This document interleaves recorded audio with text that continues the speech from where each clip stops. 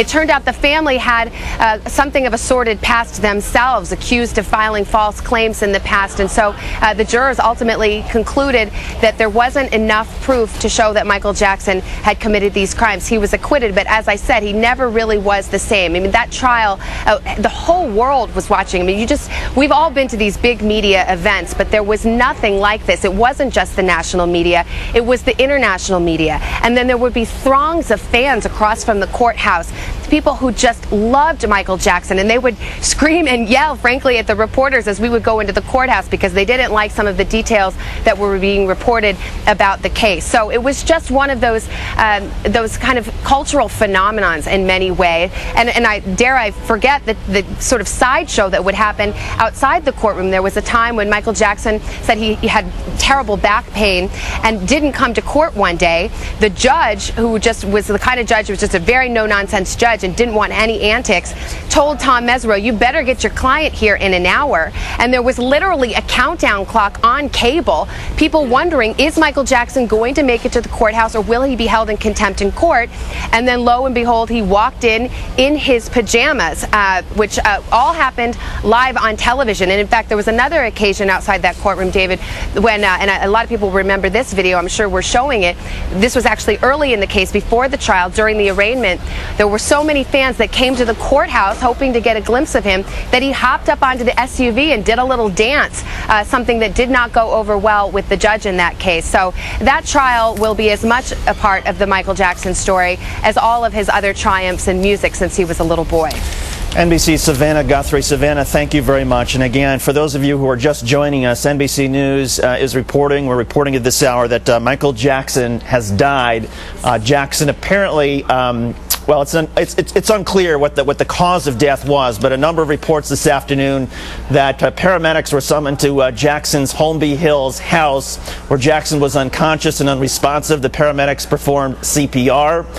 That, of course, did not work. Jackson was taken to the UCLA Medical Center, where doctors pronounced him dead after he had apparently been in a very deep coma. Jackson's family members, his father Joe, and there's something of an estranged relationship between Michael Jackson and his father, but nonetheless, Joe Jackson told our NBC affiliate in Las Vegas this afternoon that he had been told that Jackson had been in cardiac arrest or had suffered some type of heart attack. All of this came at a time when Michael Jackson was less than just a couple of weeks away from starting a 3-year-long world tour, which Jackson had hoped to essentially resuscitate his music career, wipe out the debt that he had incurred, and essentially get back his reputation that had been tarnished in large part from the 2005 trial that Savannah was mentioning. We're told that Jackson had been working out with a physical trainer, that he'd been trying to get in appropriate physical shape for a demanding concert tour so that he could give the sort of performances that his fans, many of them, expected and anticipated from Michael Jackson. But again, NBC News is reporting that Michael Jackson this afternoon died. Jackson, of course, part of the famous Jackson 5 from Gary, Indiana. Jackson was 50 years old. He will long be forever remembered, not only for the weird behaviors and the pajama arrival at the courthouse and all the problems that seemed to follow Michael Jackson the last couple of years, but his album Thriller in the 1980s is the single biggest selling album in U.S. history. It made Jackson a fortune. It was a fortune that some Jackson fans felt was wasted away on things that they couldn't quite understand. There were episodes, of course, throughout the years with Michael Jackson that just seemed so strange, but as strange as Michael Jackson was, and you can see from some of his fans, he was a beloved figure in so many ways. It is just an amazing and incredible and shocking scene, I would suppose. It would be a good way to describe it, in Los Angeles now, outside the UCLA Medical Center, where throngs of reporters and bystanders have come to try to get the official confirmation, the official word from the hospital, even though we've already gotten it ourselves through our sources that Michael Jackson has died. NBC's Michael Oku is now live outside the UCLA Medical Center. And Michael, why don't you describe the scene? Well, David, you got that right. I mean, this is certainly a major scene here. If you weren't reading the reports either on the computer or watching television, you would certainly know just by passing through here that something very serious is happening. Choppers are buzzing overhead. Crowds are forming on the streets. we're talking about an area of some 4 large city blocks at least, and as far as I can see, there are people teeming on the sidewalks everywhere trying to get a look at what exactly is happening here. And of course, media vans have started arriving on the scene. Those familiar orange and yellow cones have been placed on the sidewalks, on the streets to redirect traffic. Again, obviously a major scene here at the UCLA Medical Center. What we know at this point, again, is NBC has confirmed that Michael Jackson, the legendary performer and singer, has in fact died. Other reports say that he died of cardiac arrest. What we can surmise at this point is that at some point around 12:30 this afternoon, according to reports, paramedics with the Los Angeles Fire Department arrived on the scene as a result. That is at his home. Just one moment, David, as more responders get here for perhaps other reasons.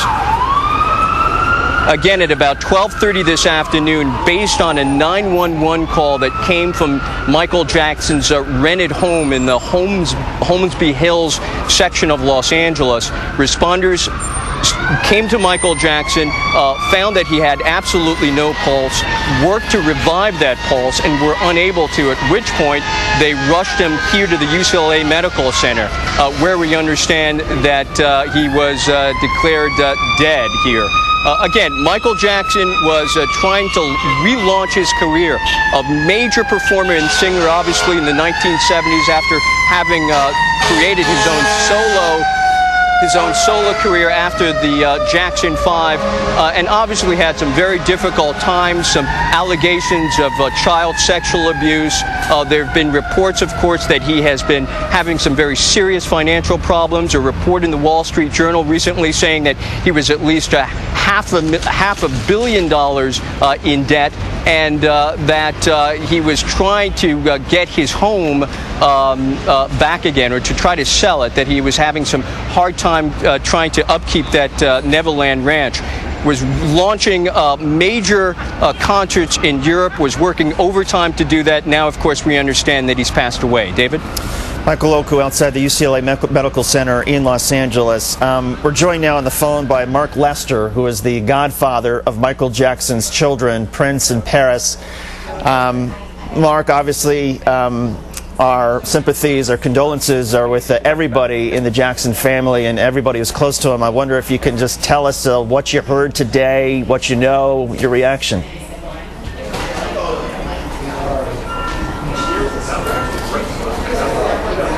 Yeah, cool.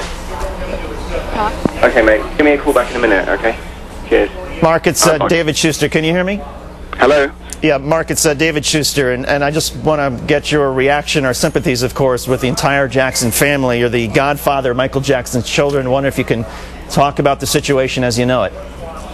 Well, we're just absolutely shocked, and we're absolutely devastated. We're just hoping and praying that these reports are unfounded, but I